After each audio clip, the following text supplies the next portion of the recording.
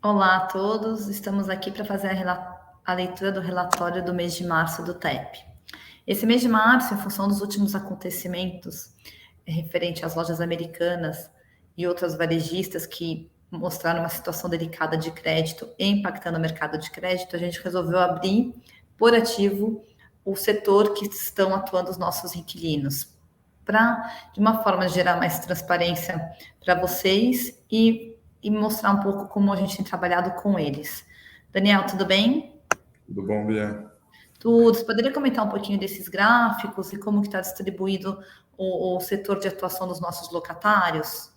Sim.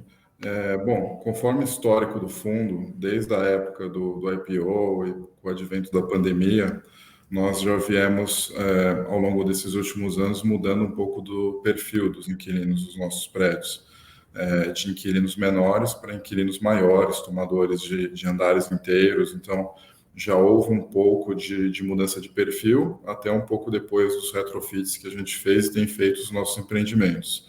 Os gráficos mostram que a gente não tem exposição para varejistas, né? No caso, a gente tem inquilinos do setor de saúde, serviços, tecnologia, serviços financeiros. E dentro dos prédios que a gente tem monoativos, um inquilino no Timbaúba, no caso, e no Fujitsu, são inquilinos multinacionais, sendo que no caso do Fujitsu, num contrato atípico que garante uma robustez maior em relação à garantia e cumprimento do contrato. Perfeito. E assim, é super importante a gente destacar que esse mês a gente teve 100% de adimplência, ou seja, nenhum inquilino, os nossos inquilinos, está atrasando, né? Então, assim, estamos super em dia. Eu acho Exatamente. que Pode falar. não, outro ponto, né? Outro gráfico que a gente colocou, pegando um gancho nisso, a gente abriu as nossas garantias que a gente tem nos contratos, né? Sim. Então, é legal comentar um pouco mais sobre isso e mostrar por que das garantias existe uma parte que não tem, né? Sim, bom, primeiro a gente conseguiu regularizar as questões de inadimplência dos últimos meses, que a gente tinha um inquilino que acabou tendo esse estágio, que a gente conseguiu regularizar nesse último mês. Então, realmente, agora a gente está com 100% de adimplência. Em relação às garantias, esse gráfico a gente mostra que a gente tem apenas 6,9% dos contratos em garantia, sendo que desses 6,89%, 4 locatários, majoritariamente, são inquilinos de instituições financeiras robustas. Então, a gente tem contratos com crédito AAA nesses casos, e apenas 1,23% desses 6,89% são inquilinos que não têm a garantia, mas que, por outro lado, eles pagam o aluguel de forma antecipada. Então, a gente tem um portfólio muito seguro em relação às garantias dos contratos de locação. E só um adendo, esse é 1,23% do fundo, que são dois inquilinos que realmente pagam antecipado e não tem garantia. São os únicos, os outros todos têm seguro. 61%, é super importante falar que 61% hoje da nossa receita do fundo vem de contratos com seguro fiança ou fiança bancária, né? Então, isso a Telos é super preocupada no fechamento desses contratos, entender e conhecer o cliente e ver o setor de atuação que justamente linka com essa questão das garantias. Daniel, a gente comentou da devolução que vai acontecer, que não impactou ainda o fundo, no conjunto do Passarelli, no relatório, né?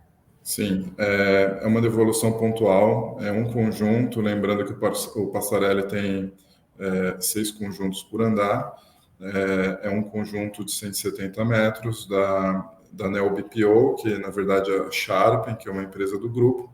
Quando a gente fechou a locação, na época foram 5 conjuntos para a Neo BPO e um conjunto para a Sharpen.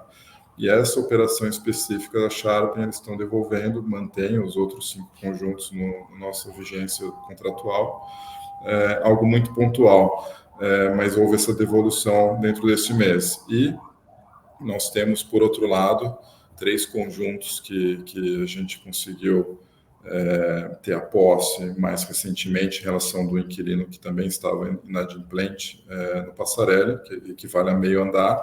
A gente está muito próximo de assinar uma nova locação, estamos em estágio de contrato. A gente tem tudo para finalizar isso agora até o meio do mês, com uma vigência iniciando-se agora no meio do mês de abril, o que vai trazer a vacância para dois conjuntos apenas no Passarelli. Não, perfeito. Isso vai ser tudo impactado, super importante. Só reforçando que essa saída da NeoPBPO vai impactar no relatório do mês que vem. Então, ainda não está impactado. E a venda do Timbaúba? Qual o estágio? Como que a gente está? Bom, a gente comentou nas últimas lives nossas, a gente conseguiu superar algumas condições que impediam da gente concluir favoravelmente a operação. Então, agora é mais uma parte burocrática mesmo, de due diligence, finalização de due diligence, finalização do prazo de direito de preferência para o inquilino.